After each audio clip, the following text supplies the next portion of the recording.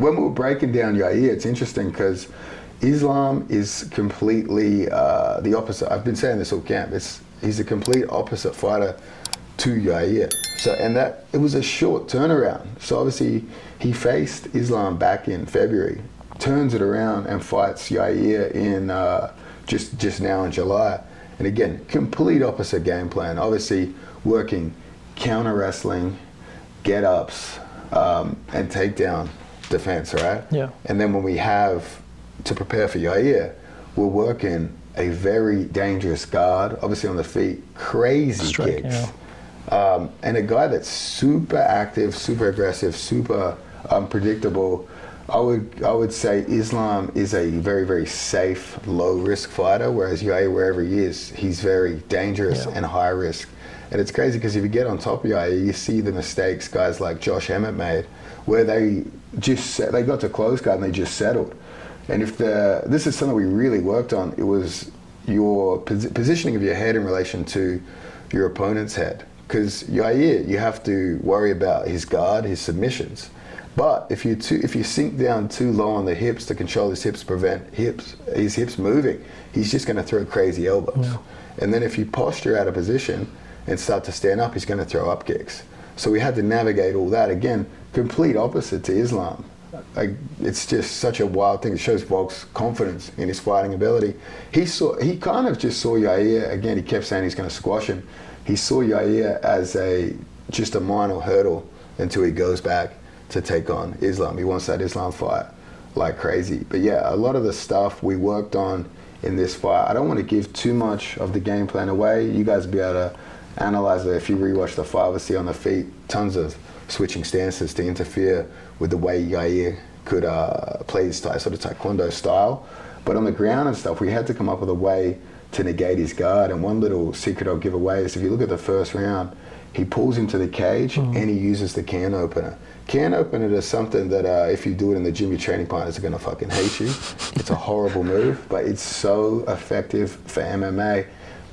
I wouldn't reach for the can opener in a closed guard because you'd be vulnerable to arm bars, and Yair has incredible arm bars, but anytime we are head over head, or anytime we're in a high guard and we shoulder pummel inside, we get that can opener. What that's going to do is going to mean your opponent's going to have to open his legs to sort of relieve some of the pressure because it is horrible. And it's going to fatigue, if he wants to sit there in the canopy, it's going to fatigue his core, it's going to fatigue his neck. It is doing damage to the body, sort of in the way I believe some sort of striking or heavy wrestling exchanges fatigue the body. And what it means as well is one way they want to relieve the pressure of the can opener is to actually grab the elbows and try to push them up, which opens the top guy up to throwing elbows, throwing strikes. So yeah, if you are an MMA fighter working from closed guard, working against a dangerous closed guard, I would highly recommend implementing the can opener. Kills people from closed guard. And then again, some of the other things we worked on, really the leg rides, the Turks, a lot of stuff Volk already does really, really well. Avoiding, so this sort of giving away the blueprint to Yair, trying not to take him down into his closed guard, which is dangerous, but a lot of the time using body locks. Volk has a huge technical advantage on the fence and in wrestling and in pure strength. So basically, he gets a hold of Yair, he's going to put him down. Yair was able to get up one time, but he was dragged straight back down to the ground. So I think if you watch the fight, the second Volk took him down, he felt the strength. You sort of felt a much different vibe from Yair, almost a fear. If you've been ragdolled by Volk, and I've personally brought in really good jiu-jitsu guys, really good judo guys, and they all get ragdolled by Volkanovski. So it's something you're not gonna be able to fully understand until you felt it yourself. But yeah, the grappling exchanges Volk had on the ground, super, super dominant. And the way he uses the leg drag position to finish the fight, just throw the legs across and then just land strike after strike on Yair. I thought it was maybe even a late stoppage, Yair didn't do anything for like 6-7 seconds. But yeah, that's sort of, the game plan works perfectly, really.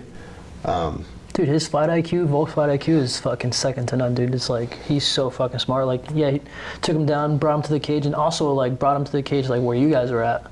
So you guys had like very easy like cornering there. Dude, he's so fucking smart. Oh yeah, he listens to everything you have to say. I mean, it's like, so Eugene and Joe are doing obviously most of the talking on the feet, but the second it hits the ground, they're saying, hey Craig, take over. Obviously you feel a lot of pressure. And that's something I say about Volks is anything you tell him to do, he's gonna do. So obviously sometimes I coach guys in jiu-jitsu and they're just gonna do whatever the fuck they want anyway.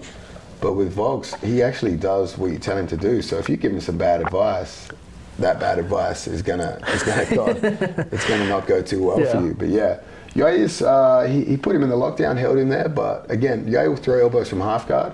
That puts you in a conundrum because one of the best ways to clear lockdown is to back up and sprawl out of it. But if you sprawl out of lockdown, you are actually going to be susceptible to elbows. Range, yeah. But the way Volks remained in the lockdown and still ground and pounded was perfect. I think Yair just didn't have, like as good as he is on the ground, just not good enough. There's a reason you don't want to be on your back in MMA. You can make it work against some opponents. You can make it work for a few opponents in a row, but you're going to take unnecessary damage. Nogueira probably had the best close guard for MMA, and you saw he would eat a lot of shots on the way to get in triangles or arm bars. So it's like there's a reason most people, you just have to be on top in MMA. And that's what makes jiu-jitsu skills so hard to translate, because in a grappling sense it's so much more fun and there's so many more options to do off your back. But the second strikes are involved, all those options are gone. So I say this with no disrespect to MMA grappling, but MMA grappling is simpler, and it's only simpler in the context that there's less things you can do. Yeah. Boxing, pure boxing, is way more complicated than MMA boxing.